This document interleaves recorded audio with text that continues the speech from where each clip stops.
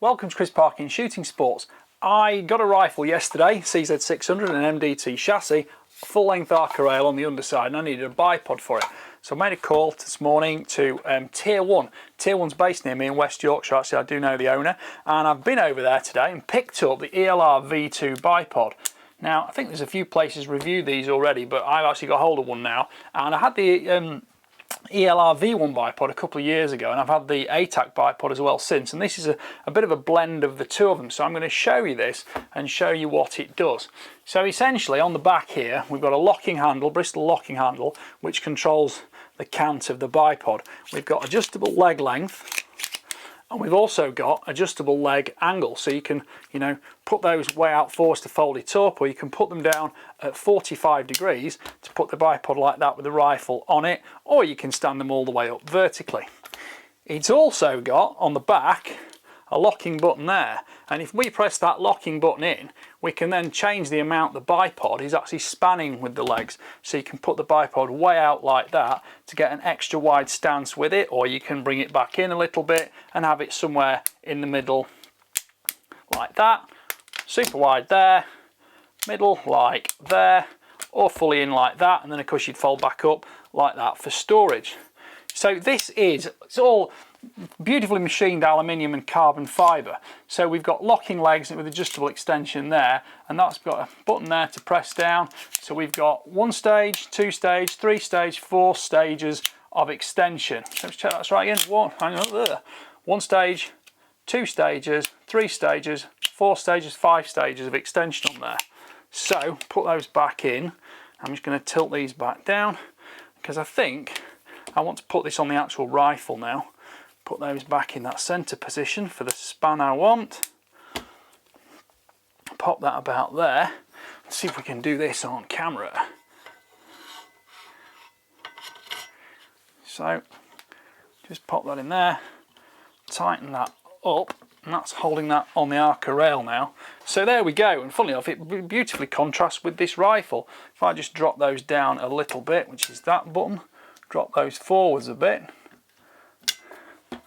So I've now got that bipod like that for super comfortable prone shooting. That's very nice. It suits this rifle because of course some bipods can look a little bit too big on some rifles. Right, let me just check another fitting here now. So another setup. Let's just span these way open.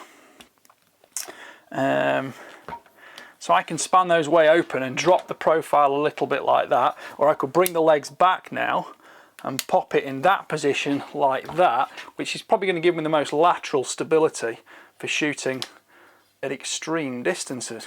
Now I'm quite good at getting low on the gun, but don't forget, the further you're shooting, technically the higher the barrel's got to be pointing up. So sometimes you do need that extra height in your legs to compensate for the fact you can't move the floor, and that is kind of going to be at the floor end with something underneath it, either a bag or your fist or something like that.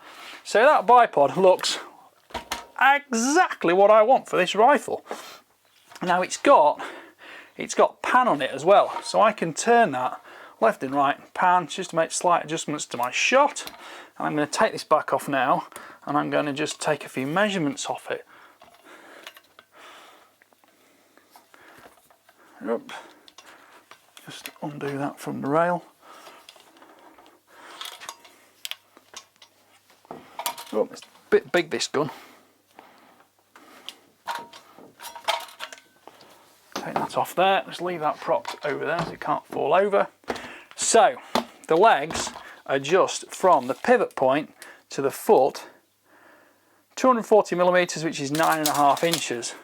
They go all the way out to, and this is again from the pivot point, 325mm, which is 12.5 inches thereabouts. So it gives you an idea of the span on those, the difference in looking at them. And then you've got the angles, which is that angle, or that angle. And then in terms of forwards and backwards, you have got, let's call it 90 degrees, 45 degrees and 0 degrees. So that is going to give me a lot of versatility to shoot from different positions.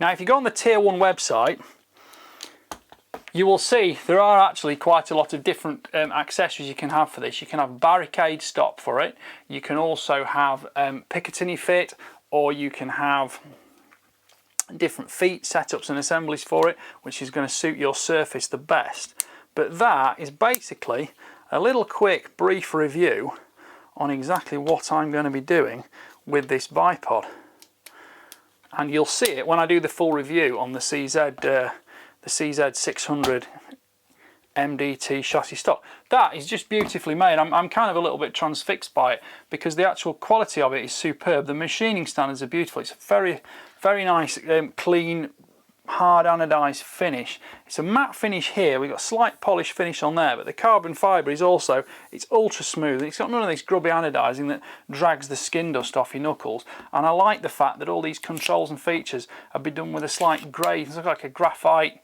tungsten sort of tinge to them, to just contrast slightly, because that is a really deluxe bipod and a very deluxe piece of kit. So let's see what it weighs. It doesn't seem that ridiculously heavy. Let me just fold it so it doesn't wobble off these scales.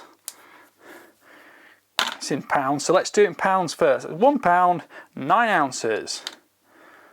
And then in grams, that is 705 grams for those who like the metric system like I do. Right, there we go. So have a look on the Tier 1 website if you want to see the pricing and some of the options and variations you can have with this bipod. But I have got no doubt, to be honest, that that is going to work beautifully, because I've been using Tier 1 gear and all sorts of things, rings, moderators when they used to make them. But the rings and the bipods are something I've taken a lot on recently. Just give me 1 second.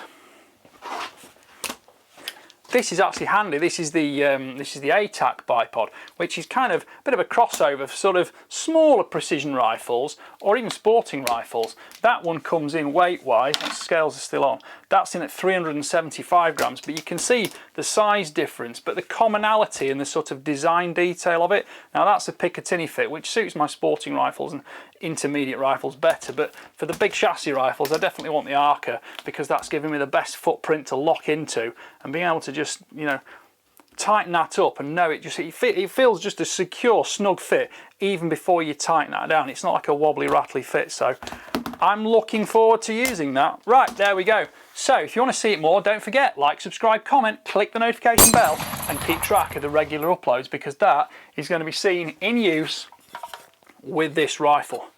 Okay, thank you for watching. Bye for now.